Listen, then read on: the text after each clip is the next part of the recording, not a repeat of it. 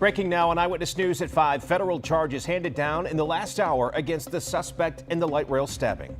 We built a city that people want to live in, but we can lose that all if we allow violent crime like this to go on in our streets.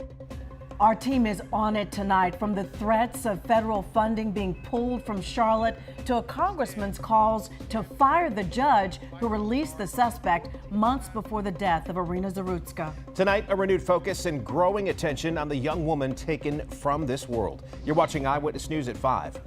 Breaking tonight, the accused light rail killer, Decarlos Brown, could now face the death penalty.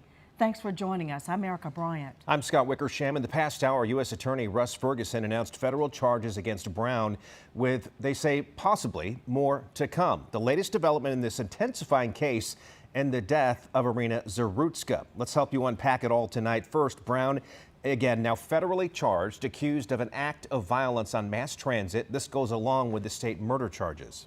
Earlier today, State Auditor Dave Bolliak announced he is opening his own investigation into Katz, saying that his team will focus on public safety. Congressman Tim Moore tonight calling for the magistrate who handed down Brown's most recent arrest before the killing be fired. Brown's release with a written promise to appear was standard for the misdemeanor charge he was facing at the time.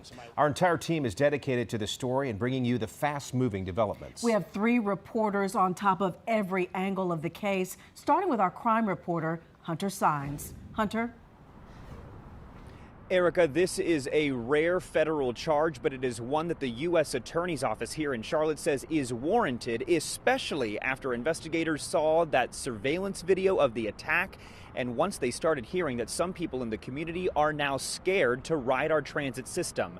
In just the last hour and a half, the feds stepped in front of the cameras announcing that Decarlos Brown Jr. will be charged with 1 count of terrorist attacks or other violence against a mass transit system. If convicted, he could be sentenced to life in prison or get the death penalty. This charge is in addition to the state murder charge he faces after police say he fatally stabbed Irina Zarutska on the light rail last month. Russ Ferguson, the U.S. Attorney for the Western District of North Carolina, admits they thought hard about this charge as the FBI continues to hammer down on violent crime. The act itself doesn't scream federal crime, but when we started to see the effects of that act and we saw the public saying we're not riding the light rail anymore, we're afraid to go to the park, that's when my mind and my office started saying, there's maybe something more than a single murder here. This might be a federal charge. Director Patel has changed the priorities of the FBI to address violent crime, the scourge to our cities and our country by cartels, by transnational criminal organizations, and by local street gangs. We have put resources to those matters. And the U.S. Attorney says they are now trying to see if there are any other federal charges that they can file, and that includes a potential federal hate crime. He tells us that is not off the table yet. The FBI Charlotte field office here, the special agent in charge, telling us that that part of the investigation is still ongoing in this case. We are live outside the federal courthouse in Uptown. Hunter Sines, Channel 9, Eyewitness News. So a lot still developing with this. Thank you, Hunter. We'll see you again ahead tonight at 6 to talk about those calls for the magistrate to be fired and what goes into that type of decision. And now, continuing our team coverage, Irina Zarutska's murder is sparking investigations on both the state and federal level, too. Channel 9's Evan Donovan is joining us tonight in North Charlotte. So, Evan, what does this mean, could it mean, for Charlotte's road and rails? Scott, Erica, it's unclear at this point. Details on these investigations are slim at this point, but what is clear is that there's a lot of money on the line. North Carolina got at least $1.7 billion from the U.S. Department of Transportation for the last fiscal year for which we have data. That includes $33 million specifically for transit in the Charlotte area alone. We don't have a ton of equities at DOT, but we do have money. This evening, Katz is responding to the Trump administration's vehement reaction to the stabbing death of 23-year-old Ukrainian immigrant Irina Zarutska after Transportation Secretary Sean Duffy called Charlotte and North Carolina politicians evil. You know, the president said these are evil people, And he's right, but it's also evil politicians like the mayor of the city council, the DA, the governor in North Carolina.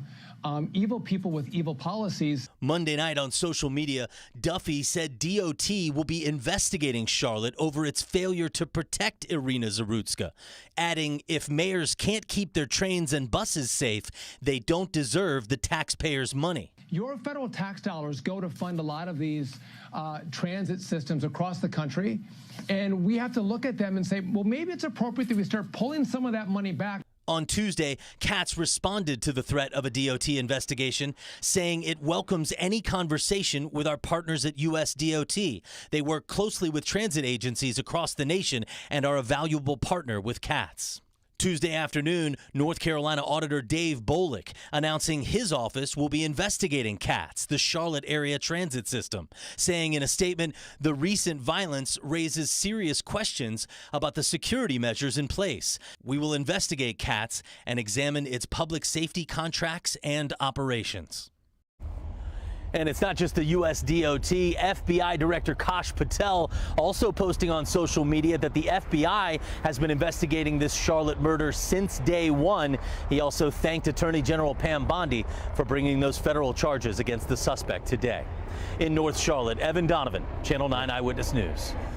All right, Evan, thank you. Of course, all this developing news casting a big shadow over what is Election Day today for the primaries for Charlotte City Council and mayoral race. Polls open tonight until 7:30.